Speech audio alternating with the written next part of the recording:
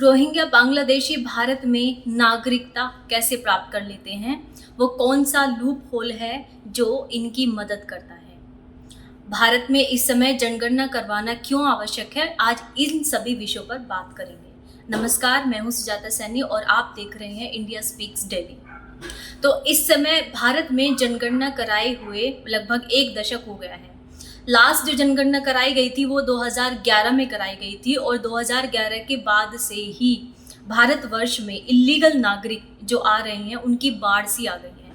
अब इसमें हमारा जो कथन है वो यह नहीं है कि हम यहाँ किसी राजनीतिक दल को इसमें जिम्मेदार ठहराएं, परंतु 2011 के बाद ये संख्या जो रोहिंग्या और बांग्लादेशियों की भारतवर्ष में बढ़ी है वो किस प्रकार से बढ़ी है और उसमें सबसे ज़्यादा उन लोगों को फ़ायदा पहुंचाने वाली भारत की कौन सी ऐसी योजनाएं हैं जो एक लूप होल क्रिएट करती हैं और जो उन्हें भारत में छुपने के लिए या भारत के ही नागरिक बने रहने के लिए, बोगस नागरिक बने रहने के लिए उनकी मदद करती हैं। आज हम इस विषय में आपको पूरी डिटेल में आपसे चर्चा करेंगे। यूट्यूब पर ही RN भास्कर जी ने एक बहुत ही सुंदर एनालिसिस प्रस्तुत किया जो 13 जून का है, यानी कि बीती 13 जून का। आप उसको जा करके देख सकते हैं, लिंक आपको डिस्क्रिप्शन बॉक्स में मिल जाएगा। उनका कहना है कि भारतवर्ष में इस समय जनगणना कराना बहुत क्रूशल है क्योंकि 2011 के बाद से जनगणना नहीं हुई है और इसकी वजह से बहुत सारे ऐसी समस्याएं उत्पन्न हो जाती हैं जिनसे निपटना बहुत मुश्किल होता है। उन्होंने इसे डायरेक्ट ही भारत की अर्थव्यवस्था से जोड़ते हुए कहा कि भारत की जो अर्थव्यवस्था है उसमें आप योजनाओं का निर्माण कैसे करेंगे जब आपको भारत में कितने वृद्ध है, कितने यंग है, कितने बेरोजगार है, या लीगल भारत के नागरिक कितने हैं और इलीगल कितनी हैं, इसके विषय में जानकारी यदि हमें नहीं होगी तो ऐसे में जो योजनाएं बन रही है या जो बजट हर वर्ष हमें पेश किया जाता है, बजट लागू होता है, वो बजट को आप बना भी कैसे रहे हैं बिना ये जाने कि भारत में कितने लोगों की जनसंख्या है। एक उदाहरण देते हुए उन्होंने बताया कि फॉर एग्जाम्पल मृत्यु दर ही देख लीजिए। भारत में अभी तक ऐसा कोई डेटा नहीं है जिससे यह पता लगाया जा सके कि इतने लोगों की मृत्यु हुई है। यहाँ तक कि जब किसी की मृत्यु हो जाती है तो मृत्यु का जो प्रमाण पत्र वगैरह बनता है वो बहुत से लोग बनवाते ही नहीं हैं, बिकॉज उसमें बहुत सारी उनको परेशानियां भी आती हैं। उसके अलावा कुछ ऐसी मृत्यु होती हैं जो असमय होती हैं, यानी कि जो जनसंख्या, जिन लोगों की मृत्यु हो चुकी है उनको जो भारत की जनगणना के दौरान हमें डेटा प्राप्त होता है उससे अलग करना बेहद आवश्यक होता है। आपको बता दें कि भारत की जनगणना 1881 से शुरू की गई थी, जो ब्रिटिश राज में उस समय से शुरू की गई थी और तब से लेकर के अब तक यानी कि 2011 तक भारत में जनगणना होती रही है। भारत में इस समय की व्यवस्था के अनुसार हर 10 वर्ष में यानी कि 11वें वर्ष में भारत की जनगणना के आंकड़े प्रस्तुत कर दिए जाते हैं, परंतु ये 2011 के बाद 2021 में जनगणना होनी थी जो कि नहीं हो पाई। उस समय सरकार का यह कहना था कि अभी कोविड की वजह से हम जनगणना नहीं कर सकते हैं, और जो कि एक जेन्युइन रीज़न था। परंतु कोविड को बीते हुए अभी 3 वर्ष हो चुके हैं और इस समय कोविड के समय जो वैक्सीन लगाई गई थी उसके बाद के जो साइड इफ़ेक्ट है वो भी लोगों को होने लगे हैं, यानी कि इतना लंबा समय बीत चुका है उसके बावजूद भी भारत में जनगणना नहीं हुई है। तो यह जो जनगणना नहीं हुई है इसकी वजह से समस्याएं क्या आती है उस विषय में आप चर्चा कर लेते हैं। फॉर एग्जाम्पल मृत्यु दर को ही लगा लीजिए। जैसे कि भारत में पहले क्या होता था कि डोर टू डोर जा करके जनगणना की जाती थी और प्रत्येक परिवार में कितने सदस्य हैं, कौन पढ़ाई कर रहा है, कौन बेरोजगार है, किसके पास रोजगार है, कितनी महिलाएं हैं, कितने पुरुष हैं, उनमें किसका स्वास्थ्य कैसा है, किसका बैंक अकाउंट है, किसका नहीं है, घर में कितने व्हीकल है, यानी कि पूरा वो एनालिसिस जितना एक फॉर्म फिल करवा लेते थे और यह डोर टू डोर होता था। तो इसमें भारत की जितनी मशीनरी है वो सभी लगती थी। जैसे कि फॉर एग्जांपल गांव में अगर जनगणना करानी है तो ग्राम प्रधान और ग्राम पंचायत वगैरह उन सब की जिम्मेदारी होती थी कि वो जनगणना कराएं और मतलब उसमें सहयोग करें। तो ऐसे ही प्रत्येक राज्य में, प्रत्येक शहर में, मोहल्ले में, हर जगह जनगणना कराई जाती थी। इसका फायदा यह होता था कि जो लोग वहाँ रहते थे उनके विषय में डायरेक्ट ही ऑथेंटिक जानकारी मिलती थी और पड़ोसियों से चेक करके, यानी कि सब लोगों से कंफर्म करके जानकारी मिलती थी कि ये परिवार कितने समय से यहाँ रह रहा है, कितने सदस्य हैं, और इनका पूरा डेटाबेस बना करके आगे सरकार की तरफ भेज दिया जाता था। तो ऐसे में उस समय क्या था कि आप कोई भी डॉक्यूमेंट बनाते थे उसमें आपको अपनी सारी डिटेल उसके अकॉर्डिंग ही लिखनी पड़ती थी। लेकिन अब समस्या क्या हो गई है कि एक तो जनगणना हो ही नहीं रही है, यानी कि 2011 से 21 के बीच में होनी थी, वो नहीं हुई, और 3 वर्ष और एक्सटेंड हो गया। तो समझ लीजिए मतलब 14 वर्ष हो गए हैं भारत में जनगणना हुए। तो इस समय हमारे पास जो हम अपना बजट पेश कर रहे हैं वो किस आधार पर पेश कर रहे हैं? आप क्या बता रहे हैं कि कहाँ लोगों को कितने बजट की आवश्यकता है, कौन सा ऐसा तबका है जिसे अधिक समस्या हुई है इन वर्षों में? तो ऐसा कोई डेटा भारत सरकार के पास नहीं है, ऑथेंटिक डेटा नहीं है। आंकड़े कुछ प्रस्तुत कर दिए या फिर किसी एनजीओ की कोई आंकड़े दे दिए, उससे नहीं होगा। जो सरकार का प्रॉपर डेटा होता था, पर पर्सन जो जाकर के जनगणना होती थी, वो जनगणना अब नहीं होती है। और इसी का नतीजा है कि जितनी भी योजनाएं बनती हैं या उनके तहत जो भी लाभ मिलना होता है वह आम जनता प्राप्त नहीं कर पाती। अब इसमें फॉल्ट लाइन क्या है? अब इसमें फॉल्ट लाइन ये है कि पिछले 10-11 वर्षों से आधार कार्ड जो इंट्रोड्यूस किया गया था वो पहले कांग्रेस की सरकार ने इंट्रोड्यूस किया था, मतलब ये योजना उनकी थी, लेकिन उन्होंने इसको थोड़ा होल्ड पे रखा, या वो उस पर कार्य कर रहे थे। अगली बार सरकार आने पर वो शायद लागू करने वाले थे। लेकिन हुआ ये कि जब बीजेपी सरकार आई तो उन्होंने आधार कार्ड को लागू कर दिया।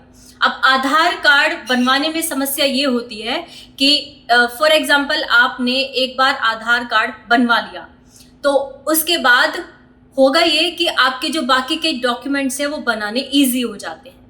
और आधार कार्ड में जिन चीज़ों को रखा गया है कि आपका रेटिना या आपका फिंगरप्रिंट वगैरह जो लिया जाता है वो ठीक है, परंतु बिना जनगणना किए यह व्यक्ति जिस जगह का ये एड्रेस लिख रहा है, क्या ये वहीं का रहने वाला है या नहीं है? क्या ये व्यक्ति जो पिछली जनगणना थी उसमें भी था या नहीं था? फॉर एग्जाम्पल मैं हूँ, तो दैट मीन 2011 की जनगणना में मेरा डेटा होगा, तो मैं भारत में एटलीस्ट 2011 में होगा, तो उससे पहले का होगा, उससे पहले का, तो दैट मीन हर एक लूप वर्ष में जब भी जनगणना आती है तो उसमें मेरा डेटा आएगा। लेकिन जो लोग रोहिंग्या या बांग्लादेशी जो भारत में आ गए हैं या आते जा रहे हैं, उनका डेटा पुरानी जनगणना में नहीं मिलेगा और अभी की जनगणना में उनका डेटा मिलेगा। तो ऐसे में मिलान करके ये पता लगाया जा सकता है कि जो व्यक्ति आधार कार्ड बनवाने आया है, ये एड्रेस वगैरह जो डिटेल दे रहा है फेक दे रहा है या फिर यह ओरिजिनल है, यानी कि ऑथेंटिक है। तो यह तो हो गया कि आधार कार्ड बनाने में जो समस्या आती है, यानी कि फॉल्ट लाइन जो है वो यहाँ पर है, यानी कि जनगणना आप नहीं कराएंगे तो ऐसे में आपके पास डेटा ही नहीं होगा। पुराने डेटा से मिलान करने के लिए आपके पास नया डेटा होगा ही नहीं। तो जो लोग अभी इस बीच आ गए हैं उन्हें आप भारत से कैसे निकालेंगे? अब इसमें समस्या ये है कि कोई भी पॉलिटिकल पार्टी इस विषय पर बात करने के लिए तैयार नहीं है, चाहे वो कांग्रेस हो, बीजेपी, आम आदमी पार्टी, कोई भी हो, कोई भी इस पर कार्य करने के लिए प्रस्तुत नहीं है। यहाँ तक कि विपक्ष भी ये सवाल उठाता ही नहीं है। वो भारत सरकार पर यानी कि बीजेपी सरकार पर अन्य चीज़ों के लिए दबाव बनाते रहते हैं, परंतु इस विषय पर कोई दबाव नहीं बनाते। तो अब होता यह है कि इसमें जब जनगणना होती है तो उसके लाभ क्या मिलते हैं? देखिए, जब जनगणना होती है तो पूरा डेटा आता है कि कितने पुरुष हैं, कितनी स्त्री हैं, कितने स्टूडेंट हैं, कितने बेरोजगार हैं। तो जब आपके पास सारा डेटा होगा, प्रत्येक व्यक्ति कहाँ कहाँ इन्वॉल्व है, उनकी कितनी जनसंख्या है, और भी चीज़ें उसमें इंक्लूड होती हैं, कितने लोग माइग्रेट हुए हैं, यानी कि शहर से निकलकर कितने लोग गए हैं, गांव से निकलकर कितने लोग गए हैं, तो वहाँ की जो सुरक्षा व्यवस्था और उसके अलावा उस पर्टिकुलर एरिया में जो योजनाएं लागू होनी है उनका हमें जानकारी मिलेगी कि भाई यहाँ पर शिक्षा की समस्या है, यहाँ पर इस परियोजना को लागू करेंगे तो उसका फायदा होगा। तो इसी प्रकार से बहुत सारी योजनाएं बना करके या जो पुरानी योजनाएं चल रही हैं जिनमें कुछ खामियां हैं उन्हें क्लियर किया जा सकता है। उसके अलावा जैसे कि मृत्यु के विषय में ही अगर आप बात करें, हर साल या जब भी जनगणना होती है तो पुराना जो डेटा है उसके आधार पर ये पता चल जाता है कि अच्छा, पिछले वर्ष उस अमुक परिवार में इस व्यक्ति की, इस बुजुर्ग की मृत्यु हो गई है, तो अभी के डेटा में हम उनको हटा देते हैं। लेकिन जब जनगणना होगी ही नहीं तो उसका होगा ये कि जो पहले से डेटा चला आ रहा है उसमें वो लोग रहेंगे, दैट मीन आप पुराना 2011 के डेटा के अनुरूप ही आप अपनी योजनाओं के आधार पर बजट पेश कर रहे हैं। तो अब इसमें होगा ये कि जो जिनकी मृत्यु हुई नहीं, मतलब कागजों में नहीं है, पता है कि भाई मृत्यु हो गई या नहीं, उनका डेटा भी रहेगा। और उसके अलावा जो लोग विदेशी रोहिंग्या बांग्लादेशी भारत में आ गए हैं, रह रहे हैं, वह भी यहाँ पर अपना मतलब उनका डेटा हमें नहीं मिलेगा।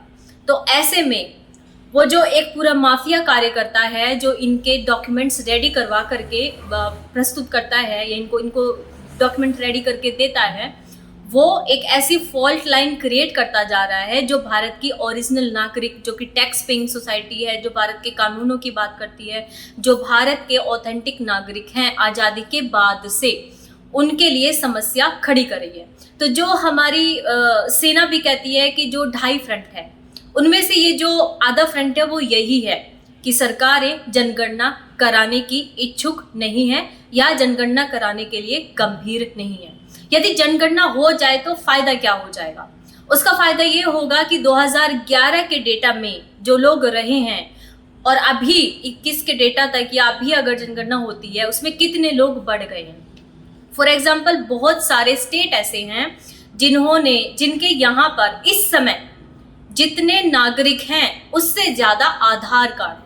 अब आप मुझे बताइए कि यदि जितने नागरिक हैं उससे ज्यादा आधार कार्ड हैं तो यह संभव कैसे है? यह तभी संभव है जब आप फेक आई कार्ड बनवा लेते हैं। तो ये लोग क्या करते हैं, बहुत ही आसान तरीके से, क्योंकि आधार कार्ड बनाने के लिए आपको जो आपके घर पे जाके जो वेरिफिकेशन होता है उसको करवाने की ज़रूरत नहीं है। आधार कार्ड बनाना इतना इजी हो गया है। तो ऐसे में होगा कि ये लोग आधार कार्ड बनवा लेते हैं किसी तरीके से, जो माफिया कार्य कर रहा है, जो एजेंट काम कर रहे हैं उनके थ्रू। आधार कार्ड एक बार बन गया तो उसके बाद पहले क्या होता था कि जैसे बैंक अकाउंट खुलवाते थे तो 2 उसमें गवाह चाहिए होते थे, उनके सिग्नेचर लगते थे और घर पे जाकर के सर्वे होता था। तो वो भी कराने की जरूरत नहीं है, बिकॉज आपके पास आधार कार्ड है तो आप उसी के थ्रू बैंक अकाउंट एक क्लिक में खोल सकते हो। यहाँ तक कि ऑनलाइन आप अपना बैंक अकाउंट खुलवा सकते हैं। अब आपके पास बोगस आधार कार्ड हो गया, उसी बोगस आधार कार्ड के थ्रू ही आपके पास एक झूठा बोगस बैंक अकाउंट हो गया, यानी कि आप वो व्यक्ति नहीं है या आप भारत के नागरिक नहीं है, फिर भी आपके पास भारत का एक बैंक अकाउंट और आधार कार्ड हो गया। अब आधार बैंक में क्या है कि आपका आधार कार्ड आपने बनवा लिया है तो सरकार ने उसके बाद कहा कि पैन कार्ड भी आधार से लिंक करवाना बहुत जरूरी है। तब ऐसे में क्या होगा कि जो बोगस आधार कार्ड है उसके साथ एक बोगस बैंक अकाउंट बन गया, उसके साथ ही एक बोगस पैन कार्ड बन गया। यानी कि जो आधार कार्ड है यह इतनी बड़ी फॉल्ट लाइन बनता जा रहा है कि इसकी वजह से भारत में जो रोहिंग्या बांग्लादेशी या अन्य जो भारत के नागरिक नहीं हैं, भारत की नागरिकता लेकर के भारत के संसाधनों को लूट रहे हैं, उन लोगों को एक इजी एक्सेस मिल जाता है, यानी कि उनके संसाधन बहुत आसान हो गए हैं। सोचिए कि यदि आधार कार्ड ना होता, यानी कि आधार कार्ड जब नहीं था तो उससे पहले क्या होता था। उससे पहले आप कोई भी अपना डॉक्यूमेंट अगर रेडी करेंगे तो उसके लिए आपके एरिया के प्रधान या पार्षद वगैरह उन सब से वेरिफिकेशन लेना ये सब ज़रूरी होता था। उसके अलावा आपका जो घर पे आके सर्वे होता था, जैसे कि मैंने बताया बैंक अकाउंट खुलवाने के लिए सर्वे होता था, 2 गवाह लगते थे।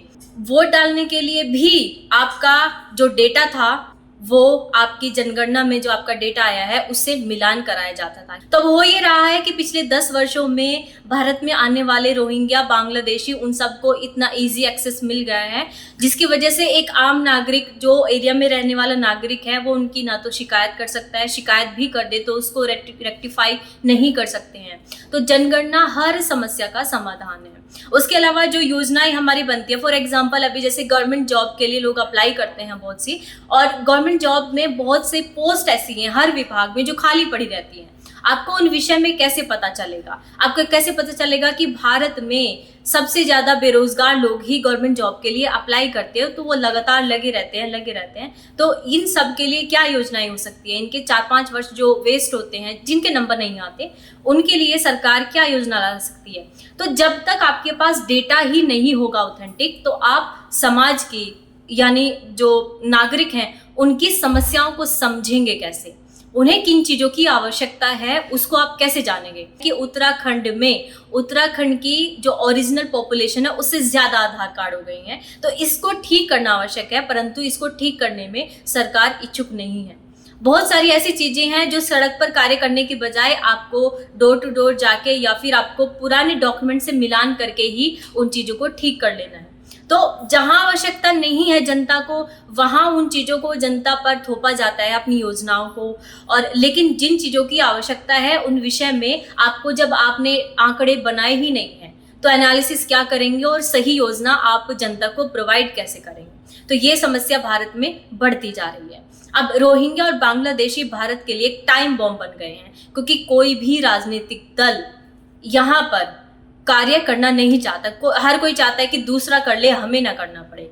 तो ऐसे में पिछले 2011 से लेके अभी तक जो जनगणना नहीं हुई है उसमें हमारे पास आंकड़े ही नहीं हैं कि भारत के ओरिजिनल नागरिक कितने हैं और जो बोगस नागरिक हैं, जो भारत में टाइम बॉम्ब बन चुके हैं, वो कितने हैं। उनके विषय में कोई जानकारी नहीं है। अर्थव्यवस्था भी इसी वजह से लगभग ठप है। जितना हमारी प्रोग्रेस होनी चाहिए थी उतनी प्रोग्रेस भारत की नहीं हो रही है। उसके पीछे भी यही सबसे बड़ा कारण है। यदि आप उस सिस्टम को ठप कर देंगे जो बेस है अर्थव्यवस्था का, सुरक्षा का, नागरिक को दी जाने वाली हर सुविधा का, या नागरिक पर कितना टैक्स लगना चाहिए, कितना नहीं लगना चाहिए, उन सब चीज़ों की जो बेस लाइन है, जो उसकी नींव है, वो जनगणना होती है। और यदि जनगणना नहीं होगी तो आप कितना भी कह लीजिए, भारत अर्थव्यवस्था में पिछड़ता जा रहा है। भारत सुरक्षा के दृष्टिकोण से देखे वहाँ पिछड़ता जा रहा है। भारत के नेताओं की जो क्रेडिबिलिटी है वो खत्म होती जा रही है। उसके अलावा भारत में रुपया पैसा उन चीज़ों पर लगाया जा रहा है जहाँ नागरिक को आवश्यकता नहीं है, और जहाँ उनको आवश्यकता है वहाँ उन्हें इग्नोर किया जा रहा है, इनकी समस्याओं को इग्नोर किया जा रहा है। तो ये बहुत बड़ी प्रॉब्लम इस समय भारत में चल रही है और भारत इस समय टाइम बॉम्ब बनता जा रहा है। अपीजमेंट की पॉलिसी कह लीजिए, या फिर जो आम नागरिक है उसको इग्नोर करने की आप टेंडेंसी कह लीजिए। तो इन सब चीज़ों की वजह से भारत बहुत ही बड़ी मुसीबत में फंसता जा रहा है। आज हम आपसे जानना चाहेंगे कि आपके इस विषय में क्या विचार हैं। क्या आधार कार्ड का जो प्रोसेस है उससे पहले व्यक्ति का जो वेरिफिकेशन थ्रू जनगणना नहीं कराया जाता है, और जनगणना तो हुई ही नहीं है, या फिर आधार कार्ड बनाने के लिए ग्राउंड पर उस व्यक्ति का जा करके फॉर्म फिल करना और पिछले जनगणना से मिलान करना कि क्या ये व्यक्ति यहाँ था, ये जो पूरा का पूरा परिवार है यहाँ था या नहीं था, या भारत का नागरिक था या नहीं था। क्या ये सब करना ज़रूरी नहीं है? पहले ये सब होता था, पहले टेक्नोलॉजी कम थी, उसके बावजूद ये सब होता था। अब हमारे पास टेक्नोलॉजी है, अब हमारे पास जीआईएस टेक्निक भी है सर्वे करने की, हमारे पास इसरो के पास भी बहुत से संसाधन हैं, और वैसे भी हमारे पास बहुत संसाधन है। हमारे पास मशीनरी भी अभी बड़ी है, बजट भी हम बना सकते हैं, परंतु फिर भी जनगणना नहीं हो रही है। तो प्रत्येक नागरिक का यही प्रश्न होना चाहिए कि जनगणना सरकार क्यों नहीं करवा रही है।